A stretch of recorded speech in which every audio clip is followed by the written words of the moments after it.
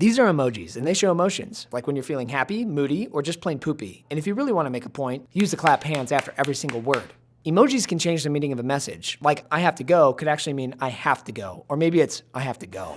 And if you're saying something sort of mean, you can always make it less rude with a winky face. By the way, if you didn't know that, you're a moron. Be careful because some emojis are misinterpreted. Some say this is praying, others say it's two hands high-fiving, but it's actually a Japanese symbol for please or thank you. And it looks like this dude is doing push-ups, but he's actually bowing. Also, if you're tired, don't use this because that's definitely snot. And you may just want to avoid the eggplant and the peach altogether. Moving on. With really close friends, you might not need text at all. Like when your friend says, hey, can you watch my dog while I'm on vacation? Yeah, sure. Okay, awesome. Be sure to give him his pills because he's got a fungal infection and it could get messy. And if you have a lot of time on your hands, you could play emoji games like Connect 4, checkers, or chess. You can also create beautiful artwork like the Sistine Chapel, plants with pants, and of course, the Emoji Sheriff. Also available in fruit. Visualize your emojis and anything else with the Lucidchart mobile app on your OnePlus phone.